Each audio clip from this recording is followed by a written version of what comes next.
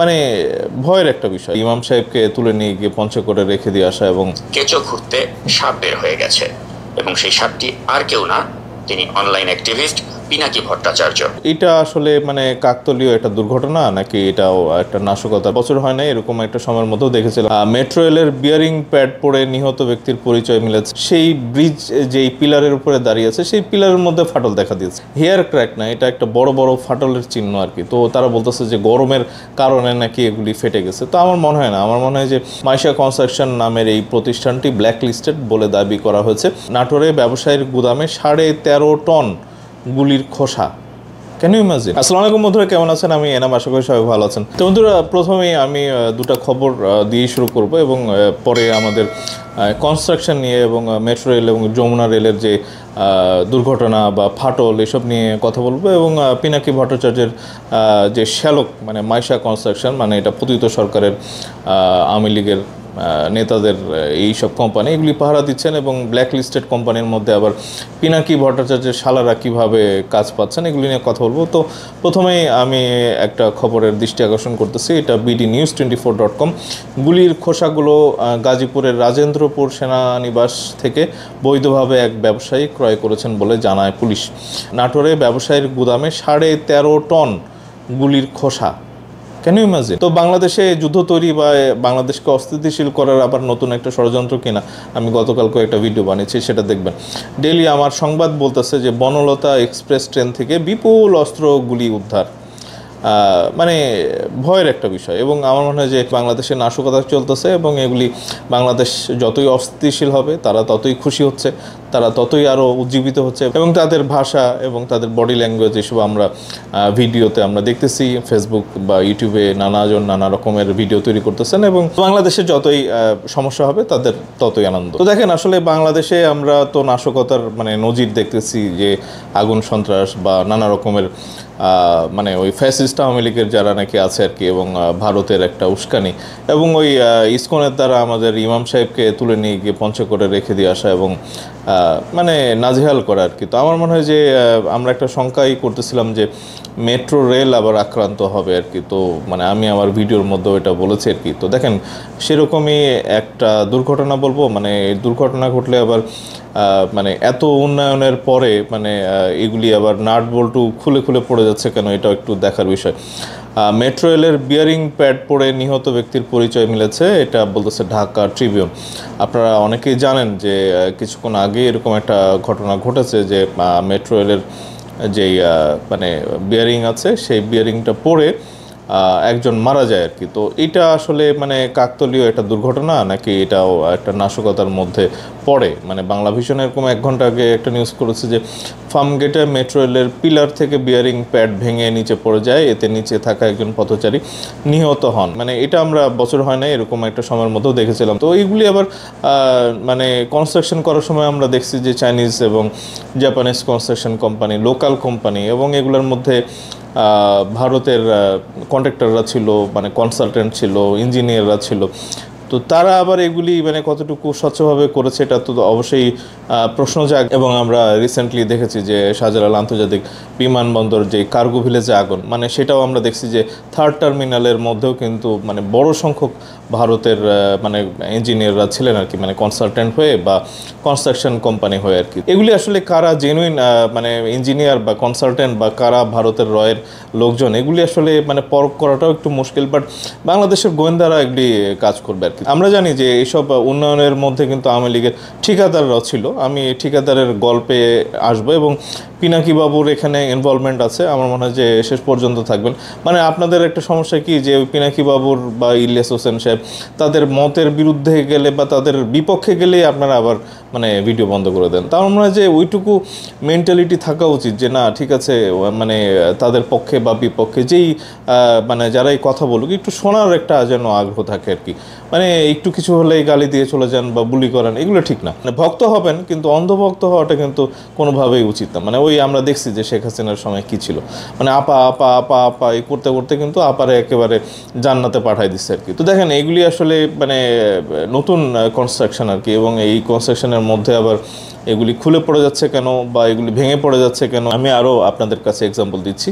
তো ঢাকা পোস্ট কিছুক্ষণ আগে এরকম নিউজ করেছে যে মেট্রো রেল দুর্ঘটনা, মানে আগেই তারা দুর্ঘটনা বলে এটাকে জাহির করে দেয়। মানে এটার মধ্যে কনস্পারেসি আছে কিনা বা এখানে তারা এগুলি নাট বল্টু খুলে রেখে গেছিলো কিনা, তারা জানে যে কোন কোন কি বলে নাট বল্টু খোলা যেই জায়গাগুলি সেগুলি কিভাবে সুতা দিয়ে টানলে যে ঝরে পড়বে এটা তারা জানে, এবং তারা ওই জায়গায় জায়গায় এসব করে রাখছে। তো এইগুলি চেক করার মতো কি আমাদের বাংলাদেশের লোকবল আছে কিনা এটাও তো দেখা দরকার। নিহতের পরিবার পাবে 5 লাখ, পরিবারে কর্মক্ষম থাকলে তাকে দেওয়া হবে চাকরি। মানে এটা বুলশিট আর কি। মানে ওই পরিবারে যে ধরেন মারা গেলেন আর আমার মনে হয় যে 5 লাখ এটা ক্ষতিপূরণ এটা হতেই পারে না, এটা 5 কোটিও যদি হয় তাও আসলে এই মানে যে চলে গেছেন ওই পরিবারের জন্য অনেক কম হয়ে যায় আর কি। দেখেন আরও একটা মানে দুর্ঘটনা বা এটা কনস্পারেসি যাই বলি, আমার মনে হয় যে জয়শঙ্কর বলেছিলেন, আমি ভিডিও বানিয়েছি যে মানে ঘুম থেকে উঠে বাংলাদেশি যারা আমরা আছি আমাদের নানা অসঙ্গতি দেখলে আমরা বলি যে এটা ভারত দায়ী। তো এইটা আমি মানে বলতে চাই যে আমাদের যা কিছুই দুর্ঘটনা ঘটবে এটার জন্য ভারত দায়ী। মানে আপনাদের মধ্যে আবার অনেকে ভারত প্রেম জাগছে আর কি, তো তারাও এখানে এসে বলেন যে ভাই কিছু হইলে কি আবার মানে ভারত দায়ী হইতে হবে, এটা বলতে হবে। তো দেখেন এগুলি আসলে কেন, কারণ হচ্ছে যে ওই ভারত থেকে এই কনস্ট্রাকশন কেমিক্যাল আসতো। মানে আমি নিজে সাক্ষী, কারণ এই যমুনা রেলওয়ে সেতুর পিলারে যে ফাটল দেখা দিয়েছে, মানে এরকম নিউজ তো অবাক হওয়ার কিছু না। তো যারা উত্তরবঙ্গে যাতায়াত করেন ট্রেনে তারা দেখবেন যে নতুন একটা ব্রিজের উপর দিয়ে আপনারা যান এবং সেই ব্রিজ যেই পিলারের উপরে দাঁড়িয়ে আছে সেই পিলারের মধ্যে ফাটল দেখা দিয়েছে। তো এখানে ইট বালু মানে সিমেন্ট মানে এগুলি সব বাংলাদেশি তৈরি হয়, বাট সবচেয়ে মূল যেই জিনিসটা সেটা হচ্ছে যে এক ধরনের কনস্ট্রাকশন কেমিক্যাল আসে। তো আমরা যেই কনস্ট্রাকশন কেমিক্যালটা মানে আমরা মানে মূল হিসাবে চিহ্নিত করি যে এই কাঁচামালের মধ্যে মানে ইট বালু সিমেন্ট রড এগুলির মধ্যে একটা ভাইটাল রোল প্লে করে হচ্ছে যে কনস্ট্রাকশন কেমিক্যাল, এবং সেই কনস্ট্রাকশন কেমিক্যালটা আসে হচ্ছে যে মানে ম্যাক্সিমাম আসে হচ্ছে যে ভারত থেকে। মানে আমরা জানি যে যমুনা রেলওয়ে ব্রিজের 100% কনস্ট্রাকশন কেমিক্যাল আসছে ওই ভারত থেকে। তো এটা যদি ফাটে তাহলে এটার মূল দায়িত্ব হচ্ছে যে সেই ভারতের মানে মানে মেড ইন ইন্ডিয়া যেই মানে কেমিক্যাল কনস্ট্রাকশন কেমিক্যাল সেটা। এবং তারা যারা এই কনস্ট্রাকশন মানে কেমিক্যালটা নিয়ে যারা কনক্রিট বানিয়েছে এবং যমুনা রেলওয়ে ব্রিজের যে কনক্রিট যারা সাপ্লাই করেছিল তারাও কিন্তু ওই আওয়ামী ঘরানার কনস্ট্রাকশন কোম্পানি আর কি। তো যাই হোক এগুলি আসলে আপনাদের মাঝখানে তুলে ধরা, এবং এগুলি থেকে আসলে কি শিক্ষা নেব, ইন্টারন্যাশনাল ব্র্যান্ড যে কনস্ট্রাকশন কেমিক্যাল আছে এগুলি যেন ভায়া মানে ইন্ডিয়া হয়ে না আসে আর কি। মানে এখন আপনারা আপনাদের নতুন মানে নতুন সরকার আসবে এবং বর্তমান ডক্টর ইউনূস সরকারও আছে যে ওই মিসাইল এবং ওই জেট ফাইটার দিয়ে ভারতের সাথে যুদ্ধ করবেন। তার আগে এই জায়গাগুলি এই ছোট ছোট যে মানে ছিদ্র যেগুলি আছে এগুলি বন্ধ করেন। মানে বড় বড় ইন্টারন্যাশনাল ব্র্যান্ড আছে তাদের কনস্ট্রাকশন কেমিক্যালগুলি ওই তারা বাংলাদেশকে ভারতের আন্ডারে দিয়ে রাখছে, এগুলি আসে হচ্ছে যে ভারত থেকে। মানে এখানে যদি ওই কনস্ট্রাকশন কেমিক্যালের মধ্যে যদি রেশিও একটু এদিক ওদিক করে দেয় তাইলে কিন্তু ওই ব্রিজে ফাটল ধরবে বা মেট্রো রেলের মধ্যে এরকম বিয়ারিং খুলে খুলে পড়বে, এগুলি আমরা দেখবো আর কি। তো আমার মনে হয় যে যমুনা রেলওয়ে ব্রিজের উপরে যে পিলারে ফাটল হয়েছে এটা আপনাদেরকে একটু দেখাই। তো তারা আবার এগুলি ওই মানে ফাটল যেগুলি দেখা দিচ্ছে মানে হেয়ার ক্র্যাক তারা বলতেছে আর কি। তো এই হেয়ার ক্র্যাক যেটা আছে এটা আসলে হেয়ার ক্র্যাক না, এটা একটা বড় বড় ফাটলের চিহ্ন আর কি। তো তারা বলতেছে যে গরমের কারণে নাকি এগুলি ফেটে গেছে। তো আমার মনে হয় না, আমার মনে হয় যে ওখানে জেনুইন একটা ফল্ট আছে, এবং এই কনস্ট্রাকশন কেমিক্যালের ভিতরে যেই মানে ভুলভাল মানে রেশিও আসছিল এবং মানে পানি একটু এদিক ওদিক যদি হয়ে যায়। যমুনা রেলওয়ে ব্রিজের কথা বলতেছি, মূল কনস্ট্রাকশন কোম্পানি ছিল হচ্ছে যে জাপানিজরা আর কি। তো তারা ওই মানে লোকাল কনস্ট্রাকশন মানে কনক্রিট সাপ্লায়ার বা কনস্ট্রাকশন কেমিক্যাল সাপ্লায়ার এরা আবার মানে লোকালি আর কি, এবং তারা আওয়ামী ঘনিষ্ঠ আর কি ছিল, এবং ওই সব জিনিস ব্যবহার করেই কিন্তু যমুনা রেল সেতুতে ফাটল মানে এটা যুগান্তরও আসছে যে 25 অক্টোবর বলছে যে যমুনা রেল সেতুতে ফাটল নিয়ে যা জানা গেল, এবং এটা বিভৎস অবস্থা। এবং এই ফাটলগুলার অবস্থা দেখেন বিভৎস অবস্থা, মানে এটা যে কোনো সময় ব্রিজটাই কলাপস করতে পারে আর কি। তারা এটাকে কিভাবে স্বাভাবিকভাবে দেখতেছে এটা গড নোজ। জুলকারনাইন সায়ের একটা পোস্ট দিয়েছিলেন একটু পুরনো, 28শে জুন। মাইশা কনস্ট্রাকশন নামের এই প্রতিষ্ঠানটি ব্ল্যাক লিস্টেড বলে দাবি করা হয়েছে। যদি তাই হয় তাহলে ব্ল্যাক লিস্টেড এই প্রতিষ্ঠানটি সরকারি কাজ কিভাবে পেল, আর এই সরকারি কাজটিতে বাস্তবে কারা জড়িত আছে।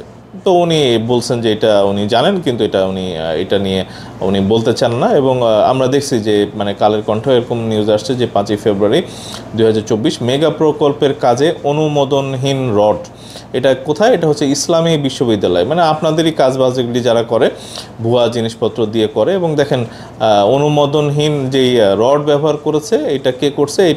এই ইসলামী বিশ্ববিদ্যালয়ে চলমান 537 কোটি টাকার মেগা প্রকল্পের ব্যবহারের জন্য 60টি কোম্পানির রডের অনুমোদন দিয়েছে কর্তৃপক্ষ, কিন্তু 3টি 10তলা ভবন নির্মাণ কাজে অন্য কোম্পানির অনুমোদনহীন রড ব্যবহারের অভিযোগ উঠেছে। গতকাল রবিবার গিয়ে এই অভিযোগের সত্যতা পাওয়া গেছে। মাইশা কনস্ট্রাকশন নামের একটি ঠিকাদারি প্রতিষ্ঠান ওই 3টি ভবনের নির্মাণ কাজ করছে। মানে এই কোম্পানিটা ওই যে আওয়ামী লীগের। এবং মানে এখন যেটা হচ্ছে আমরা শুনতেছি যে পিনাকি ভট্টাচার্যের যে শ্যালক মানে বউয়ের ভাই, আমরা জানি যে ওনার ওয়াইফ আবার মুসলিম আর কি, তো ওই মুসলিম ওনার ভাই এটার মানে একেবারে টপ যিনি আছেন, মানে সিইও টাইপ আর কি, এবং উনি এটার দেখাশোনা করতেছেন। তাহলে আসলে ওই ঘুরে ফিরে ওই আওয়ামী লীগ, মানে পিনাকি ভট্টাচার্য, জামাত ইসলামী, এগুলো এখন সব মিলে চলে এক হয়েছে আর কি। রূপালী বাংলাদেশ এই নিউজটা করলো যে ইসলামী বিশ্ববিদ্যালয় অবকাঠামো উন্নয়নে 3য় দফায় বাড়ল প্রকল্পের মেয়াদ। শেখ রাসেল হলের 2য় ব্লকের নির্মাণ কাজ অনুমোদনহীন রড ব্যবহার করা হলে এর পরপরই ঠিকাদারি প্রতিষ্ঠান মাইশা কনস্ট্রাকশনকে নির্মাণ কাজ বন্ধের নির্দেশ দেয় বিশ্ববিদ্যালয়ের প্রধান প্রকৌশলী। মানে এদের বাপ মার মানে ঠিক নাই, এদের জন্মের ঠিক নাই ভাই। এগুলি চুরিদারি করে তারা মানে বার করছিল, এবং এইসবের কারণে মেগা প্রকল্পের নামে কত দুর্নীতি হয়েছে। এবং আমি যদি ভুল না করে থাকি, দেখেন এইসব পাহারা দিচ্ছে কিন্তু আওয়ামী লীগের প্রপার্টি পাহারা দিচ্ছে হচ্ছে যে জামাত ইসলামী, এবং এগুলো নিয়েও কথা উঠেছে। তো এগুলি আবার আন্ডারস্ট্যান্ডিং মানে নির্বাচন পর্যন্ত নিয়ে যাওয়া আর কি, এবং নির্বাচনে আওয়ামী লীগের ভোট পাওয়া, এইসবের কারণেই কিন্তু ওই পিনাকি ভট্টাচার্য, ইলিয়াস হোসেন তারা আওয়ামী লীগের একটা সমর্থন চান, এবং এগুলির জন্য জামাত ইসলামীকে আসলে বিপদে ফেলে দিচ্ছেন। তো দেখেন এখানে আসিফ মাহমুদের মানে ভাইরা ভাই আর কি, মানে উনি তত্ত্বাবধায়ক মেয়র হিসাবে উনি এখন আছেন, এবং ঢাকা সিটি কর্পোরেশনের উত্তরের যে মানে তত্ত্বাবধায়ক উনি কিন্তু ফ্রান্সে গিয়েছিলেন, এবং ফ্রান্সে গিয়ে পিনাকি ভট্টাচার্যের সাথে কথাবার্তা হয়েছে, এবং উনি ফিরে এসেই কিন্তু একটা বড় কাজ, যেটা এই কাজটা উনি পাইয়ে দিচ্ছেন আর কি। তো এখন ওই আসিফ মাহমুদ, পিনাকি ভট্টাচার্য এবং আওয়ামী লীগ, জামাত ইসলামী, এগুলো সব মিলে ঝুলে একাকার। তো এখন আমরা ওই মানে পিনাকি ভট্টাচার্যের শ্যালক কিভাবে আসলো এটা একটু দেখি, একটু শুনি। প্রিয় দর্শক, আসসালামু আলাইকুম। গত 28 জুন অনুসন্ধানী সাংবাদিক জুলকার নায়ন সামির এক ফেসবুক পোস্ট থেকে আমরা জানতে পারি মাইশা কনস্ট্রাকশন নামের একটি কালো তালিকাভুক্ত কনস্ট্রাকশন প্রতিষ্ঠানকে নাকি একটি সরকারি কাজের দরপত্র আবেদন মঞ্জুর করে নিয়ম লঙ্ঘন করে প্রায় 4,03 লাখ টাকার একটি কাজ। 4,03 লাখ টাকা ঘটনার বিস্তারিত অনুসন্ধান করতে গিয়ে কেঁচো ঘুরতে সাপ বের হয়ে গেছে, এবং সেই সাপটি আর কেউ না, তিনি অনলাইন অ্যাক্টিভিস্ট পিনাকি ভট্টাচার্য। কিভাবে এই প্রকল্পের সাথে পিনাকি ভট্টাচার্যের নামটি জড়িয়ে যায় তা নিয়ে আমার আজকের এই ভিডিও। প্রিয় দর্শক, এই মাইশা কনস্ট্রাকশন কোম্পানিটি মূলত প্রয়াত আওয়ামী লীগ এমপি আসলামুল হকের একটি প্রতিষ্ঠান। বর্তমানে এই প্রতিষ্ঠানটির সাথে যুক্ত আছেন পিনাকি ভট্টাচার্যেরই স্ত্রীর ভাই, অর্থাৎ পিনাকি ভট্টাচার্যের শ্যালক গোলাম কবির দিনার। তো যারা জানেন না তাদের অবগতির জন্য তাহলে আমরা আসলে বুঝলাম যে ওই পিনাকি ভট্টাচার্য আবার এগুলির মধ্যে মানে ভালোবাসার কারণ কি আসলে, মানে জামাত ইসলামী, তারপরে হচ্ছে যে আওয়ামী লীগ, এবং সব ঘুরে ফিরে। এবং উনি ওই সম্প্রতি নাকি চীনে গেছেন আর কি, মানে ওনার ভিডিও টিডিও দেখি আর কি। তো কেউ একজন বলতেছিলেন যে ওখানে ছোটন আছে, মানে বাংলাদেশে একটা বিখ্যাত নাম, মানে তারও আসলে অতটা ডিটেলস আমি জানি না, বাট এই ছোটনকে মানে চীনে যাইতে দেখে এবার অনেকে ভয় পেয়ে এবার ভিডিও বানিয়েছেন। এবং পিনাকি ভট্টাচার্য নাকি ওখানে গিয়ে বাংলাদেশ নিয়ে, জামাত ইসলামী নিয়ে, বড় বড় সব মানে চাইনিজ যারা অফিসার আছে তাদেরকে নিয়ে একটা ব্রিফিং দিয়েছেন আর কি। তো আমরা জানি যে উনি যেখানে যে কোম্পানিতে চাকরি করেন আর কি, তো ওনার ওই টেরিটরি কিন্তু চায়না আর কি। তো ওই অফিসের কারণেই হয়তো উনি মানে চীনা টিনা যান আর কি। তো এইটা নিয়ে আসলে ভয় পাওয়ার কিছু না আর কি। তো চাইনিজরাও গাধা না, যে উনি ওরা ওই পিনাকিকে দাওয়াত দিবে, দাওয়াত দিয়ে আবার জামাতে ইসলামীর সম্পর্কে শুনবে। মানে জামাতে ইসলামী তো কয়েকবারই গেল চাইনাতে, তাইলে আবার ওই পিনাকি ভট্টাচার্যের কাছ থেকে আবার স্লাইড প্রেজেন্টেশন কেন নিতে হবে? তো আমার মনে হয় যে দুর্নীতিগ্রস্ত মানুষদেরকে বাঙালি চিনে, বাংলাদেশি চিনে। মানে মুখের ভাষা দিয়ে ভিডিও দেখিয়ে আপনারা বাঙালিকে বোঝাবেন এত সহজ না। মানে বাঙালি একবার যদি চিনে ফেলে একেবারে ধরে ছুঁড়ে একেবারে ফেলে দেবে বঙ্গোপসাগরে। শালা থাকুক, দুলাভাই থাকুক, মানে আওয়ামী লীগের ব্ল্যাক লিস্টেড কোম্পানির মধ্যে ঢুকে মানে এরোর মানে জ্যাক ইউজ করে আবার নতুন করে কাজ তৈরি করে নেওয়া, এবং এগুলি যারা নাকি পতিত পচে যাওয়া জিনিস, এগুলো নিয়ে আবার আপনারা জাগিয়ে উঠতেছেন। তো এখানে আসলে বাংলাদেশি মানুষ যারা আমরা আছি, আমাদের শঙ্কা জাগে। মানে নানা নিম্নমানের কাজবাজ এগুলো নিয়ে অলরেডি বিভিন্ন সময়ে কিন্তু ওই আওয়ামী লীগের আমলেই কিন্তু অনেকে এগুলি নিয়ে প্রশ্ন করেছেন। মানে পিচ ঢালাই যেটা করা হয়, এটা জেনুইন পিচ ঢালাই, এবং রোডের উপরে একটা মানে নিয়ম নীতির ভিতর দিয়ে এই পিচ ঢালাইটা করা হয়, এবং সেখানে গিয়ে দেখা গেছে যে মাটির উপরে পিচ ঢালাই করে তারা সড়ক বানাচ্ছে। তো এইগুলো ওই ডক্টর ইউনূস আমলেও ঘটতেছে আর কি। এবং এই প্রশাসন, মানে ডক্টর ইউনূসের প্রশাসনটা আসলে করাপ্টেড, এখানে বলার কিছু নাই। মানে পিনাকি ভট্টাচার্যের শালা থাকুক, আর জামাত ইসলামের আমিরের দুলাভাই থাকুক, আর তারেক রহমান সাহেবের মানে চাচা থাকুক, আওয়ামী যে লেজ যেগুলি আছে আর কি, অবশিষ্ট লেজ বা পতিত যে জিনিসগুলো তারা ফেলে চলে গেছে, এগুলি পাহারাদার আমরা না হই, বা এদের সাথে আবার ইনভলভড আমরা না হই আর কি। তো এইটা একটা সতর্কবার্তা। এবং এই যে বিয়ারিং খুলে পড়লো, এটা কি নাশকতা নাকি এটা মানে ওই ফ্যাসিস্ট আপার মানে উন্নয়নের একটা দৃষ্টান্ত, এটা আপনারা কমেন্টে জানাবেন। এবং আমার মনে হয় যে আজকে আমি খুব আপসেট, কারণ মানে গত কয়েকদিন থেকে আমি নিজেও বলতেছিলাম যে মেট্রো রেল একটা টার্গেটের একটা জায়গা হতে পারে। তো এটা কারা করলো, কীভাবে এত বড় একটা জিনিস অটোমেটিক খুলে পড়ে গেল, এবং মেট্রো রেলের মতো একটা মানে গুরুত্বপূর্ণ জিনিস সেটা বন্ধ হয়ে গেল। মানে এগুলি আসলে মানে মাথার উপর দিয়ে যাচ্ছে, এটা বলার মতো কিছু নাই। আমরা হতাশ, আমরা মানে ক্ষুব্ধ, এবং এগুলির আমরা প্রতিকার চাই। এবং ডক্টর ইউনূস আসলে শেষ মানে জায়গাতে এসে আবার বোল্ড আউট হয় কিনা, এটাই মানে আমাদের শঙ্কা আর কি।